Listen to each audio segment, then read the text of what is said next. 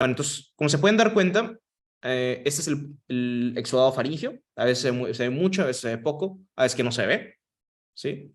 Pero eso es un punto con relación a los cristales de centro. Como se pueden dar cuenta, pueden estar aumentados de tamaño y pueden obstruir la vía aérea. Es lo más peligroso, ¿sí? Y en este tipo de casos podemos llegar a dar antiinflamatorios, esteroides, en este caso los glucorticoides, ¿sí? O sea, como que las pocas indicaciones por las cuales podemos dar glucorticoides. ¿Para qué? Para desinflamar. Recuerden que esta posición puede ser secundaria a la inflamación. Bueno, y esta es la forma en que se contagian los pacientes con infecciones respiratorias. Entonces, el paciente estornuda, lo inhala, la partícula, se mete por la mucosa faríngea y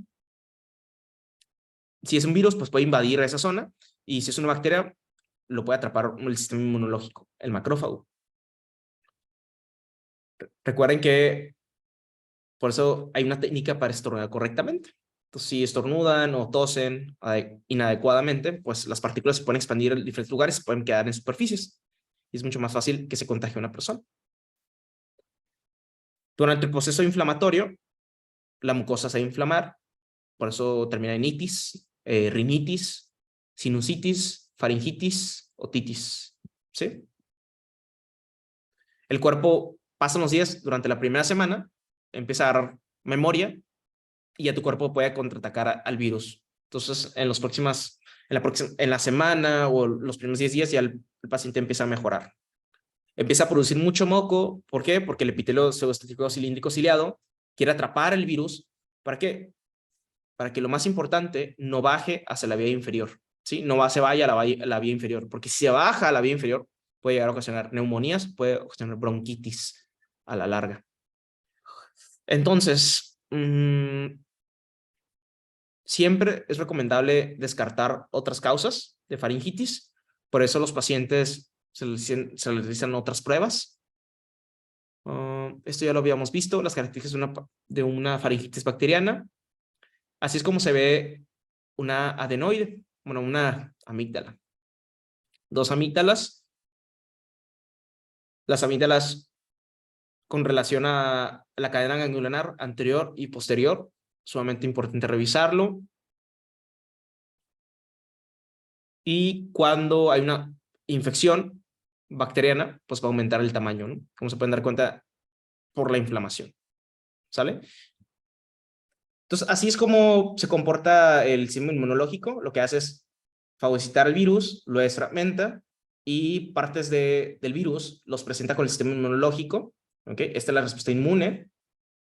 Y con el paso de los días, el cuerpo va a producir anticuerpos, como se pueden dar cuenta, IgG.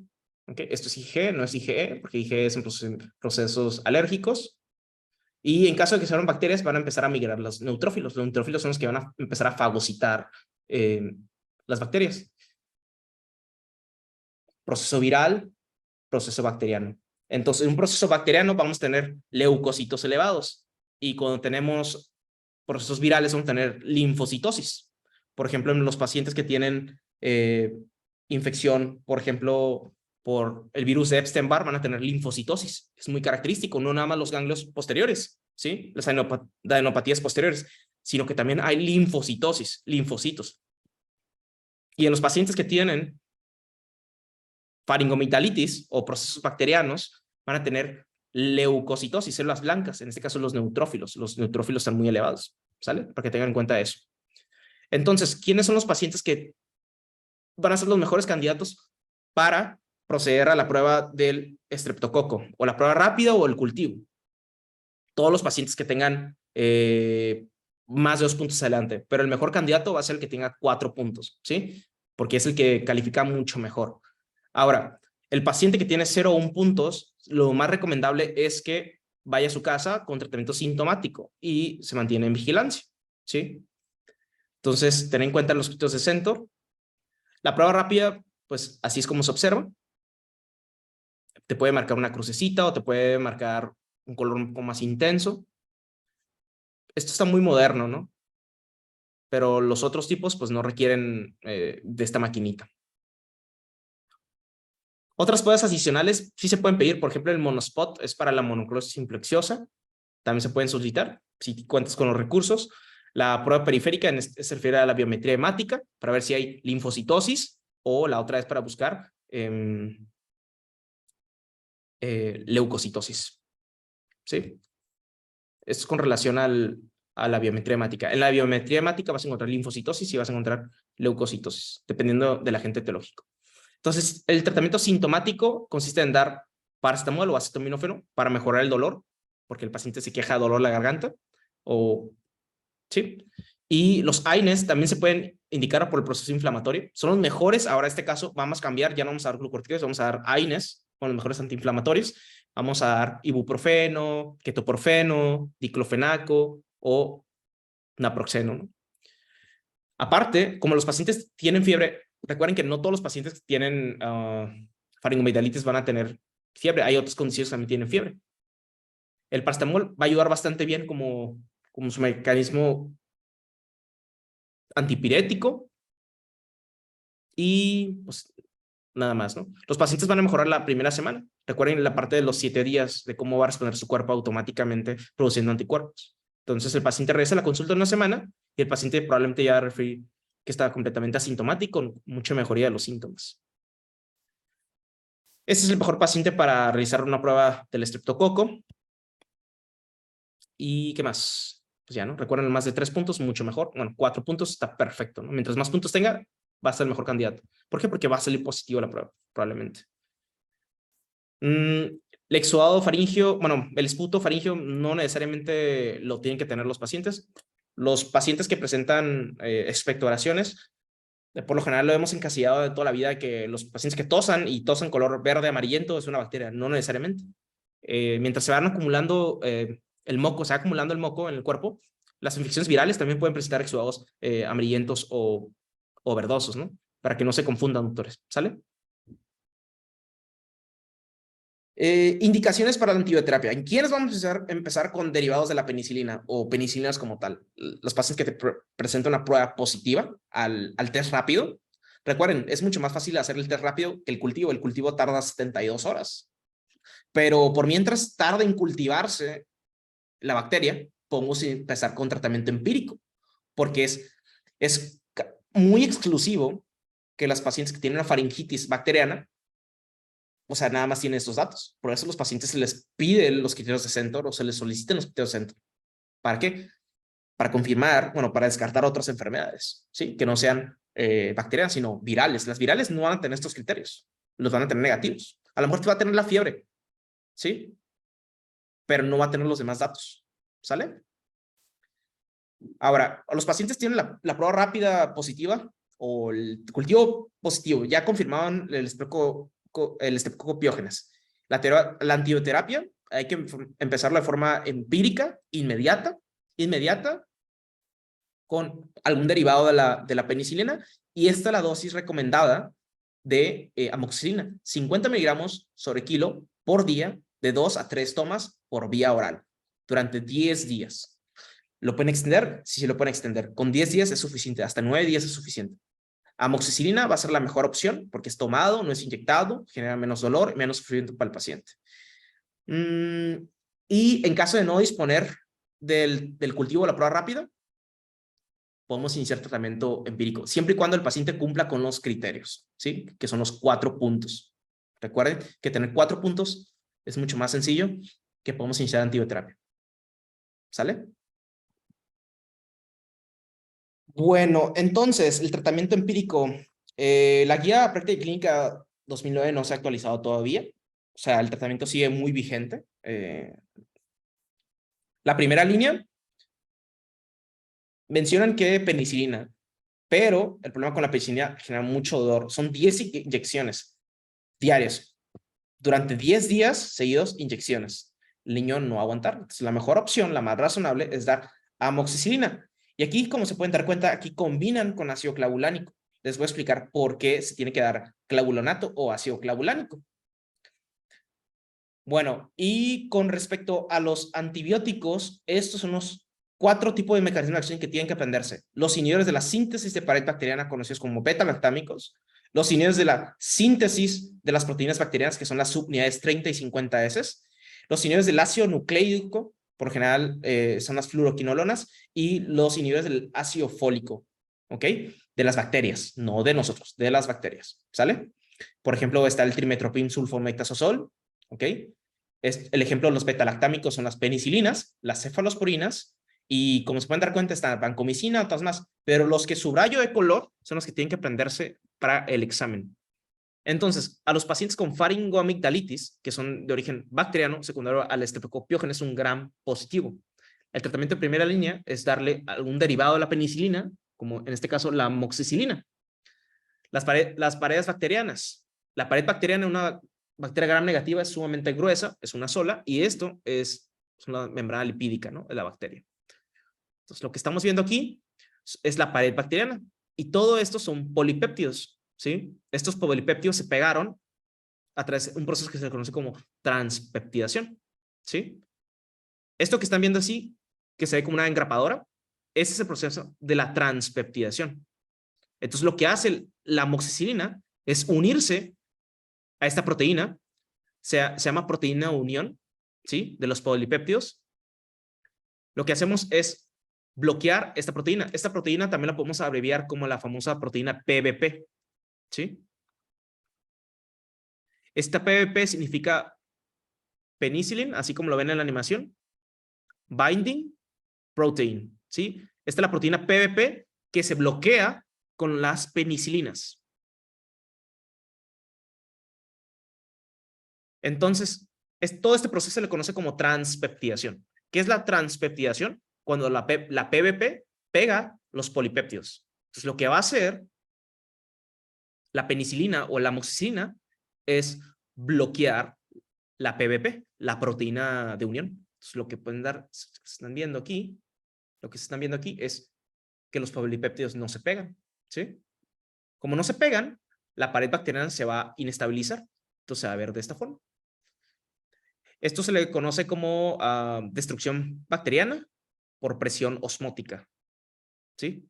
Esto lo que va a hacer es empezar a generar hoyitos en la pared bacteriana. Entonces va a empezar a entrar agua, empezar a entrar otras sustancias y eso va a inestabilizar a la bacteria y se rompe la bacteria, se destruye, ¿sí? Así es como funcionan las penicilinas, todos los betalactámicos, por ejemplo, las cefalosporinas también son así, igualitos, no nada más la amoxicilina. Las cefalosporinas también actúan así. Todos los betalactámicos hacen esta función de bloquear la PBP, ¿sí? Bloquean la PBP y ya no permite la unión de polipéptidos en la pared bacteriana. Entonces, destruyen la pared bacteriana en este caso, las bacterias, en este caso, el Streptococcus pyogenes. Bueno, con relación a la faringitis bacteriana, en caso de alergia a las penicilinas, lo adecuado es iniciar tratamiento con macrólidos, ¿sí? Ahora vamos a ver los macrólidos. Los macrólidos, por ejemplo, podría ser eritromicina y acitromicina. Estos medicamentos inhiben la síntesis de proteínas. Ya no es la síntesis de pared, es la síntesis de proteínas sobre la subunidad 50S a nivel ribosomal de las bacterias. Doc. Los macrólidos actúan de esta forma. Los macrólidos bloquean la síntesis de proteínas, ya no es la síntesis de pared bacteriana. Esto es el proceso normal de cómo actúan los macrólidos, ¿sí? Los macrólidos los macrólidos atacan las subunidades 50S de las bacterias. ¿Ok? Estas subunidades lo que hacen es leer el mensaje, ¿ok? Leer el mensajero que le transmite la bacteria. Como se dan cuenta, están saliendo los polipéptidos. Estos polipéptidos son los que van a ir directamente a la cadenita de la bacteria, aquí. Pero como se pueden dar cuenta, no se van a pegar a menos que haya una proteína que se le conoce PBP. Entonces, doctores, esto es lo mejor. Si nosotros bloqueamos a la PBP, la enzima transpeptidasa, que este proceso se le conoce como transpeptidación, si bloqueamos eso, va a ser mucho mejor, ¿sí? Son mejores antibióticos. ¿Por qué? Porque tienen efecto bactericida. Ahora, ¿pero cuál es el problema? Los pacientes tienen alergias a penicilinas, entonces no podemos darles un medicamento betalactámico. Entonces lo que tenemos que hacer es dar un medicamento que bloquee las 50S, ¿sí? De la subunidad ribosomal de las bacterias. Entonces, como se pueden dar cuenta, aquí salen los polipéptidos. Estos polipéptidos van a empezar a salir. Son cadenitas de polipéptidos y se van directamente a la pared bacteriana. Entonces, estos va a ir directamente a la pared, ¿sí? Y posteriormente, una vez que se va a la pared, la enzima transpeptidasa lo va a estar esperando y los va a empezar a pegar. Entonces, así es como se hace fuerte la pared bacteriana.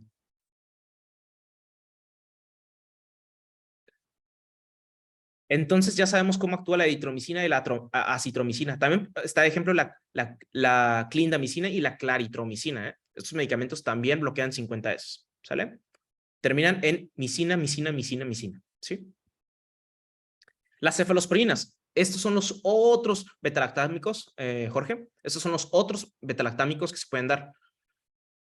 Los que se prefieren son los de la primera generación. Por ejemplo, han escuchado seguro a un medicamento que se le conoce como ceftriaxona. La ceftriaxona es un medicamento de tercera generación.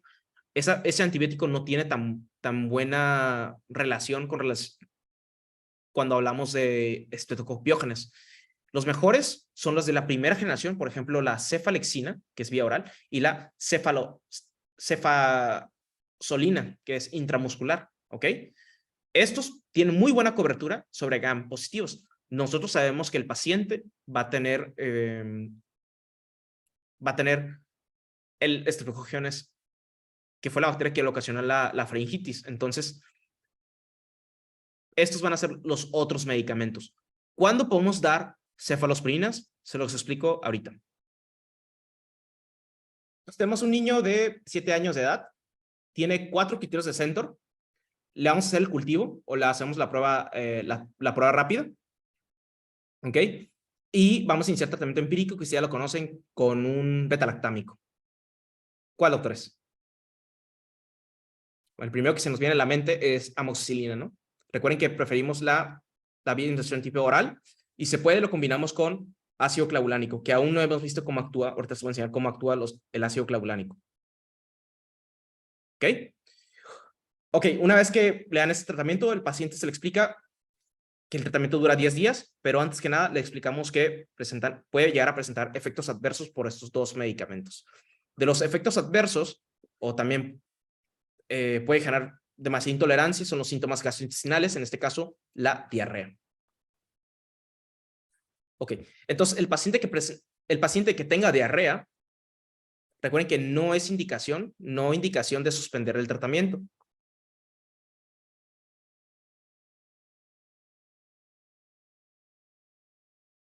Pero el paciente que refiera intolerancia, esta es la segunda vez que lo utiliza y se siente muy mal, ahora sí, doc, esta va a ser la indicación de utilizar alguna cefalosporina de primera generación. ¿Sí expliqué, doctores? El paciente que tiene intolerancia gastrointestinal, ahora sí se puede usar otro medicamento, si quiere, cefalosporina. Pero realmente suspenderlo no es como necesario. Si tú quieres, tienes la opción de suspenderlo y buscar otro medicamento, sí se puede, que es la cefalexina. Igual, no va a cambiar, va a durar 10 días el tratamiento, ¿ok? Y obviamente las cefalosporinas presentan otro efecto adverso, ¿sí? Entonces, esta es la indicación de dar cefalosporinas en los pacientes con faringitis o faringoamigdalitis de origen bacteriano. Bueno, entonces, las cefalosporinas pertenecen al grupo de los antibióticos betalactámicos. Actúa igualito que las penicilinas. Su mecanismo de acción es bloquear la transpeptidación. Igual lo que hace la amoxicilina, igual lo que hacen las penicilinas. ¿Sale? Inhibir la formación de la pared celular bacteriana. Recuerden que también los pacientes les podemos incluir ácido clavulánico. ¿Por qué? Porque las bacterias producen betalactamasas. Estas betalactamasas bloquean a los betalactámicos. Entonces, cuando la amoxicilina quiera unirse a la a la proteína PBP, que es la proteína que fija los polipéptidos, ya no va a funcionar la amoxicilina. Entonces, a los pacientes que reciben solo amoxicilina, ahora sí va a tener una resistencia con ese antibiótico. ¿Me expliqué? Los pacientes que solo reciben amoxicilina tienen más riesgo de desarrollar resistencia bacteriana. Por ejemplo, uno de los mecanismos de resistencia bacteriana son las betalactamasas que producen las bacterias. Ahora, de las cosas que podemos utilizar, de los antibióticos que podemos utilizar para potenciar el efecto de los betalactámicos, en este caso, amoxicilina, es el ácido clavulánico. Entonces, lo que hace el ácido clavulánico son bloquear las betalactamasas.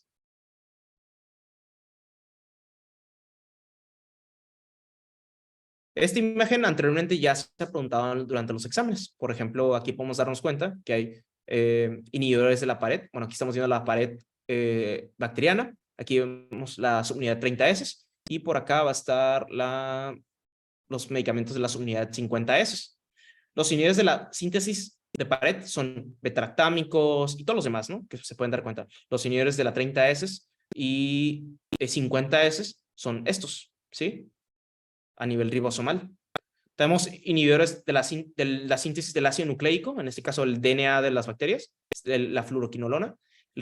La rifampicina lo vamos a llegar a ver cuando veamos tuberculosis, ¿sí? Y los inhibidores del síntesis de ácido fólico de las bacterias, ¿no? El ácido fólico lo requieren también las bacterias para seguir produciendo ADN. Entonces lo que hacemos es bloquear el ácido fólico de ellos, la producción del ácido fólico, y se muere el ADN. Entonces el ADN ya no se forma. Entonces, también es una forma de destruir las bacterias.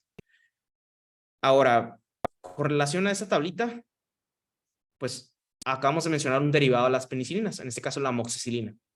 El efecto adverso es la diarrea.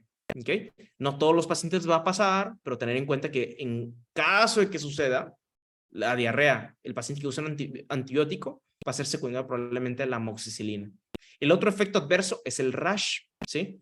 El rash, básicamente la piel se torna completamente rojo después de usar penicilinas, y eso se debe a que las bacterias se están destruyendo, y cuando se destruyen las bacterias, libera como un metabolito y se pega en la piel y hace ver que se vea color rojo.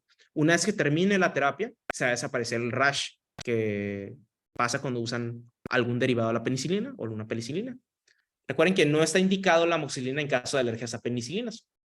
¿Okay? La amoxicilina no está indicado para los pacientes que tienen alergia a las penicilinas, porque es un derivado de ahí, ¿sí? Pero pasa la misma situación. Si tienes alergia a las penicilinas, no puedes dar cefalosporinas.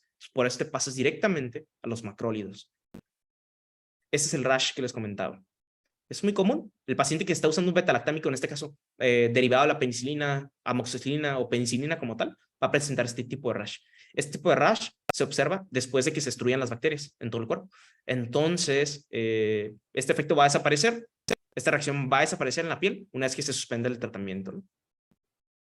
Los macrólidos, el tratamiento puede ser así. Si los macrólidos pueden durar 5 días y la claritomicina puede durar 10 días.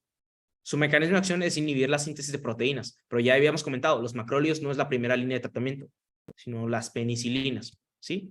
Solo es en caso de alergias o intolerancias. Si la intolerancia no lo aguanta, pues también, ¿no? Pero alergias es lo más importante, ¿sí? Antecedentes de alergias a penicilinas, macrólidos, ¿sale? Y habíamos visto de cómo actúa la unidad 50S. Y ya. Bien, vamos por acá. Mecanismo de acción, inhibir las 50S, pero su efecto adverso es lo mismo. Diarreas. ¿Sí? O sea, ¿qué quiere decir? Que las penicilinas y los macrólidos tienen el mismo efecto adverso. ¿Sí? Pero lo único que no destaca aquí es el rash que sí presenta las penicilinas. ¿Qué pasa en la intolerancia a las penicilinas? Por ejemplo, diarrea o que sufra de síntomas gastrointestinales. En este caso, podemos dar cefalosporinas de primera generación, como lo puede ser la cefalexina. Recordar que la cefalexina es un beta-lactámico, lo mismo, la misma función que las penicilinas, bloquear la transpeptidación. ¿Cómo? Bloqueando la PBP. ¿Sale? Estos son el ejemplo de todas las penicilinas que hay, de las cefalosporinas que hay. Yo creo que eso ya lo saben. Doctora Clarisa, este paciente tiene un criterio de Centor, ¿no? Como se pueden dar cuenta, aquí ya lo estamos explorando al paciente con una luz un poco más tenue, ¿no? Amarillosa. Ya no se ve blanquecina como hace ratito, doctor Barragán. Si ven esta imagen, ¿al paciente le dan tratamiento antibiótico o le dan sintomático? ¿Qué dicen? Tratamiento antibiótico. Muy Porque bien. es ¿Cuál, exudado. doctora? ¿Cuál? Pues la amoxicilina. Dime la dosis. Son 50 miligramos por kilogramo por 2 a 3, o sea, Esta pastillas es la por dosis al día día. por, ajá, Ujú, de sí, 2 a 3 veces al día. Muy bien. ajá, ¿Sí? por 10 días. Durante 10 días. Doctora Ujú. Abigail, no se te va a olvidar. ¿Sí? Ok. Y doctora, usted conociendo todos los medicamentos que hacen, bueno, que los medicamentos les hacen resistencia, ¿usted dejaría la amoxicilina sola o la combinaría con No, algún medicamento? combinada con el ácido clavulánico. Clavulánico, Ajá. ¿sí? O clavulanic acid, ¿sí? Muy bien. Entonces, recuerden, en el examen, mientras más completo esté el tratamiento, va a ser el mejor, pero siempre y cuando tienen que leerlo, ¿no? Luque, el tratamiento va a ser amoxicilina, un derivado de la penicilina, es un beta-lactámico, ¿sí? Es el mecanismo de acción, ustedes ya lo saben. ¿Y cuál es el mecanismo de acción, Luque, del ácido clavulánico? Inhibe a la PVP. No, el ácido clavulánico inhibe Ah, la no, PVP. perdón, yo dije el de la amoxicilina. El Ah, sí, ácido esta sí inhibe la clavulánico, PVP, ¿no? Muy bien, ese sí inhibe la PVP. sí, Y, perdón.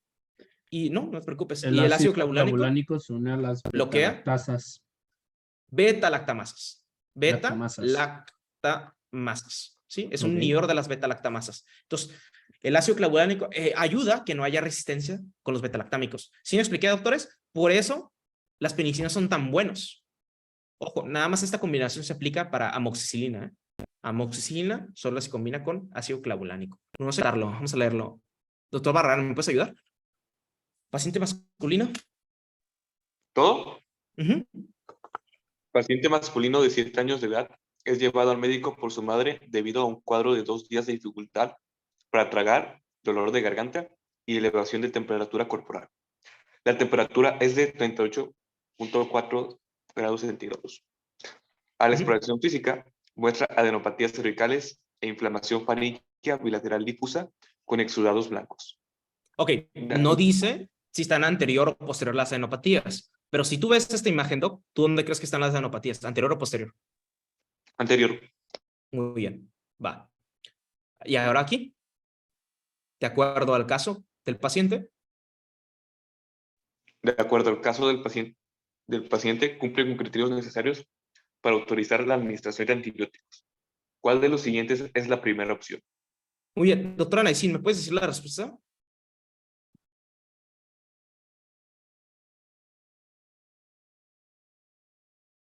Era Damos cefalosporinas de primera generación, doctora. Son beta-lactámicos, son muy buenos. No se ocupan combinar con beta-lactamasas, con inhibidores de la beta-lactamasas. la C, ¿no? Pero no Sí. quieres dar cefalosporinas. No.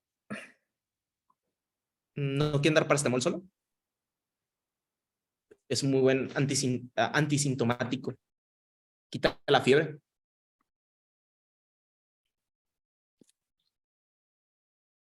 Luque, ¿le darías acetaminofeno?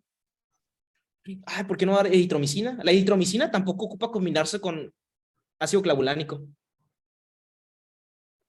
No ocupa. Pero las penicilinas son más efectivas. Bueno, aparte, ¿eh? Pero ¿por qué descartamos la opción B? ¿Por qué no la B? Luque, ¿por qué no la B? Porque supongo que aquí ya tenemos confirmado de que es una No, porque bacteriana, aquí te ¿no? están preguntando para Ah, bueno, perdón, antibióticos. sí, sí. Lean la Bueno, pregunta. de hecho, eso es lo que quería preguntar, porque yo tenía una duda. No Ajá. alcancé a apuntar bien. Entonces, el paracetamol se daría en cualquiera, no importa si es Sí, no bacteriano o viral. importa. Ok, Ajá, exactamente, no importa. gracias. Por ejemplo, tú tienes bacteriana, tú tienes viral, te van a dar acetaminofeno. Pero Ok, Doc, aquí ¿qué te están preguntando? sí, por el antibiótico. Pero así como lo dijo la doctora Naisin, muy bien, ¿no? La opción C es la Sí, mejor sí, de sí. todas. Bueno, doctora Abigail, ya para que se retire. Doctora Abigail, ¿cuál es el mecanismo de acción de la amoxicilina? Esa inhibe la PVP. PVP. Y si no viene la opción PVP, doctora, ¿cómo se llama todo ese proceso que hace la PVP? La transpeptidasa. Transpeptidación. Sí, así es. O si no viene la transpeptidación y tampoco viene PVP, doctora, ¿cómo se llama ese proceso? Pues Síntesis de pared Bacteriana. de los bacteriana, exactamente, ¿no? Entonces, esas son las opciones que pueden venir durante el examen, ¿no? PVP, transpeptidación, síntesis de pared bacteriana. Eso es lo que hace, bueno, lo que bloquea la amoxicilina o cualquier derivado de las penicilinas o cualquier grupo de beta-lactámicos. ¿Sí? ¿Y qué hace, doctor Lee, el ácido clavulánico? Es un inhibidor de una enzima, se llaman beta-lactamasas. ¿Sale? Respuesta correcta, la C. Bien, recuerden los criterios de Centor. Antibioterapia, tiene más de 4 puntos, perfecto. 2 o 3 también se puede recibir tratamiento, pero, doctores, recuerden que los criterios de Centor, ¿qué dicen? Mientras más puntos tengas, mejor califica el paciente para que le realicen la prueba, ¿no? El cultivo o la prueba rápida. Bien, en caso de que no se complique la enfermedad, se puede ocurrir algo que se llama sobreinfección y una infección de vía respiratoria te va a dar a otra, por ejemplo, te puede dar una otitis media, ¿no? Se inflama esta zona, se inflama la trompa de Eustaquio y se inflama el oído medio. Esos son los ganglios linfáticos. Recuerden que los ganglios linfáticos anteriores son los más importantes con relación a la faringomitalitis. En caso de recurrencias, vean por acá, pueden durar hasta 21 hasta 28 días. Bueno, esta es la forma inyectada, pero lo recomendable es que se prolongue el tratamiento.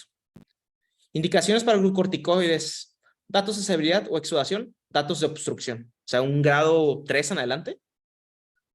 Dexametasona, 0.6 miligramos por kilogramos, máximo 10 miligramos, aquí me equivoqué, en niños. ¿Sí? Entonces ya terminamos el tema, al fin.